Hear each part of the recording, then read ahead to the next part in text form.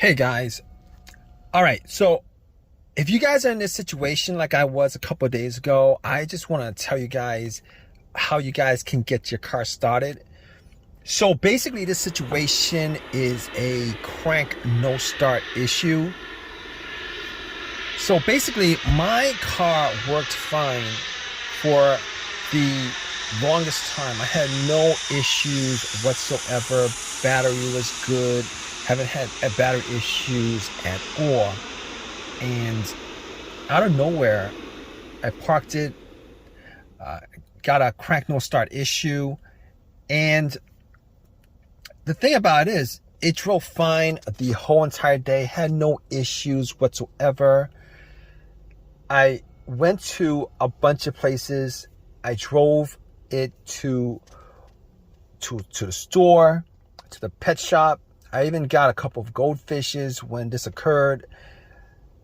It was pretty much at the end of the day. All right. Got some goldfishes at PetSmart.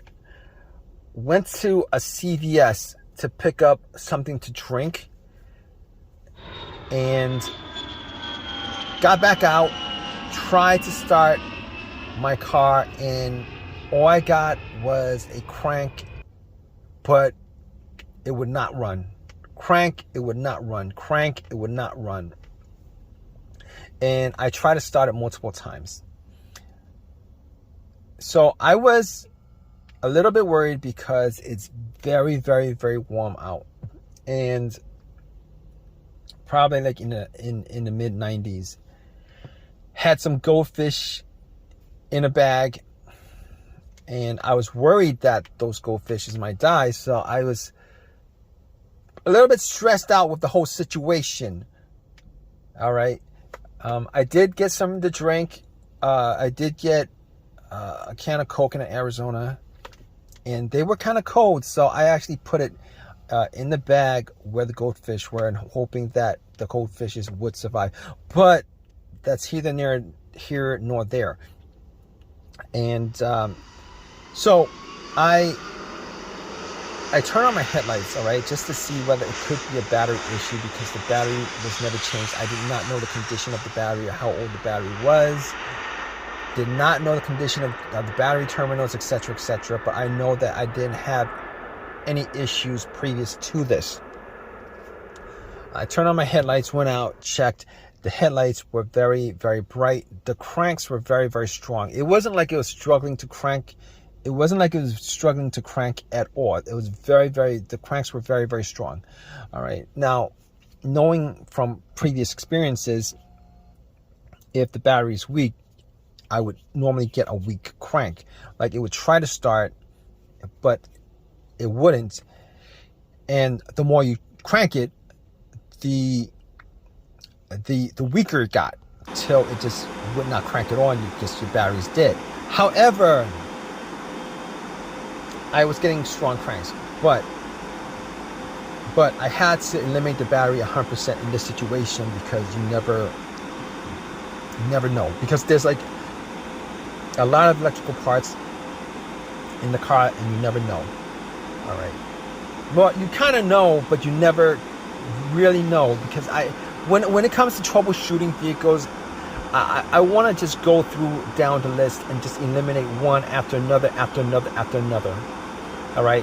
So I actually got to the battery and I was looking at it.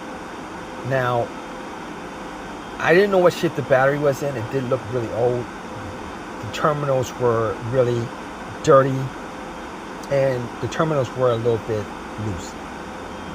So what I did was I took the terminals off. I got some paper towel. I took my Coke and poured it on the terminals, cleaned it up as best I could, and cleaned off a lot of the green, whitish stuff that was on there. Popped it back on, tried to start it, and did the same thing. Strong crank won't start. It didn't start. Strong crank didn't start. So I was thinking to myself, you know what? I was still getting a strong crank after like cranking it 7 times.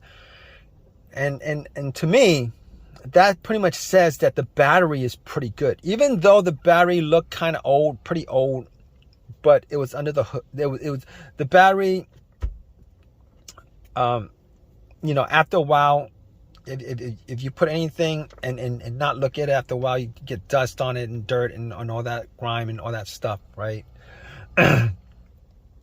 So I was thinking to myself, 90% sure it's not the battery. I can't say 100%. You can never rule out, you can never rule that out unless you're able to get the car started, or are you able to test it out. So I didn't really have a jumper on me. I didn't have a jump pack to jump it. So I wasn't able to test, say 100% it was in the battery. But seeing as how the headlights were bright and it was cranking strong after 7 tries, I eliminated the battery altogether. All right, I eliminated the battery altogether. Now, I was thinking to myself, with this scenario, it could be a lot of different things, right? It could be the camshaft position sensor, it could be crankshaft position sensor, it could be the throttle position sensor, it could be the mass airflow sensor, because there's like a lot of sensors on the vehicle. It could be a lot of different things. But here's how I was able to eliminate all those things. I was able to eliminate all those things because normally if any of those things were to cause this situation, there would be a check engine light. There would be a check engine light and sometimes the check engine light would be blinking, telling you that it's more of a serious issue. But here's the thing: I did not see a check engine light on the dash. There was no check engine light. I know that 100%. Not that I was checking out for the check engine light being an issue, but I was looking at the dash the whole entire day, glanced here and there, did not see a check engine light on the dash. So I know now I can't rule that out as 100% because I couldn't get the car to start up. Now if it started up and there was no check engine light, you know, I could say 100% that it wasn't the check engine light. And I didn't have an OBD2 to pop it in to scan it. Did not have an OBD2 to pop it in to scan it. However, I was going to rule that out because I was going through scenarios as best as I can because it was getting pretty warm and my goldfish my goldfishes were gonna die. So I was like, all right. Should I call AAA? Maybe I could go back into CVS with the goldfish and put it in the fridge, you know. But you know, I was like 20 minutes into that, and I had to get something. I had to get something. Well, I was hoping that it was an easy fix. Get something. All right, so I was like thinking to myself, what else could it be besides this? All right. So I checked out the fuses. All right. Checked out the fuses, made sure that, you know, I didn't smell anything that was burnt. I didn't see anything kind of burning on the top of the fuses. And I looked at the fuses and everything looked good. Now, I didn't have a fuse tester to test it out, but just from eyesight, everything looked good. Smell test didn't look like anything burnt out. I did actually check a couple. I think I checked a couple of specific fuses. I'm not, but none of them looked like they were bad. All right. So at that point, I was thinking to myself, it could be the relays. It could be maybe the fuel pump relay, the fuel pump itself, the car's ECU that's the problem. And I got back into my car, you know, and I thought to myself, well, could it be the fuel pump? And I tried turning on the car to the on, try to turn on to the on position, right? The position before the crank. I was trying to turn it on to the on position before the crank a couple of times just to see if I could hear,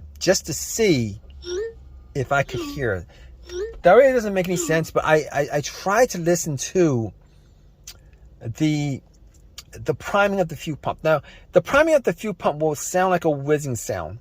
All right, it would be a low hum whizzing sound because you can hear the motor just running.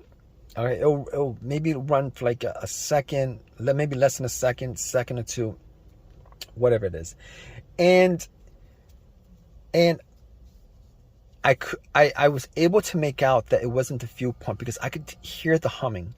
All right, maybe it was just me, but I could hear the humming. So I was like, you know what? That's probably not the issue. That's probably not the issue. So I was thinking to myself, what is it that could cause this? Because I was running out of troubleshooting ideas for this situation. All right, because there's nothing noticeable, nothing that was noticeably wrong with the car. And I was thinking to myself, you know what? There's a strong possibility that it could be the key fob, because I never changed out the key fob battery. And I knew somebody who had this particular situation come up where I tried to help them out, and it turned out that it was something as simple as the key fob battery that was causing it, because the battery was either dead or so low that the car could not read that the key fob was in the car. The alarm, the remote was in the car. So I'm at CVS. It's worth a try. I'm at CVS. It's worth a try. It'll be a quick fix if that is the fix, and I could save my goldfishes, etc., etc. And I was like, all right, so I'm gonna take the key fob battery out, because anything outside of this, I wouldn't be able to diagnose without a scan tool, without going through all the fuses, without going through the relay, etc., etc. But since the fuel pump was making a sound, I knew that the relay was working. But anyway, I took a chance on it, hoping that maybe I could fix the situation and just get home real fast. So key fob, I went to CVS, bought a battery. I took the key fob battery out because there's variations of the flat batteries, so I matched it up, put the battery in, ran back to my car and tried to start it. Crossed my fingers, hoping that it would start, so that the goldfishes would, I could save the lives of the goldfishes and get my car started without having to put in any more money outside of the $6 or $7 that I spent on the battery. And I turned it on. I tried to crank it. It cranked and it turned on. It cranked and it turned on, guys. So I was relieved, and I've had no issues with it since. I was relieved. I had no issues with it ever since. And it's been a couple of days. I know for a fact that it is the battery, the fat battery and the key fob that's the problem. And I'm hoping that if you guys are in this situation, you guys probably are in one of these kind of situations where you have a crank no start, and you guys are trying to find a solution for it. I'm hoping that you guys have this easy of a fix as I did. So if you guys have this situation, you guys went through all the troubleshooting steps, and you guys are pretty much at a loss as to what to do next. All right, spend $6, get a brand new key fob battery. Take the key fob battery out of take the old key fob battery out of your remote, swap it out, and then try to start it. Hopefully you guys have as much as an easy fix as I did with my car. All right, hopefully that works out for you. If you guys have any comments, definitely leave a comment in the comment section. Please subscribe. Please give me a thumbs up. All that good stuff, right, guys?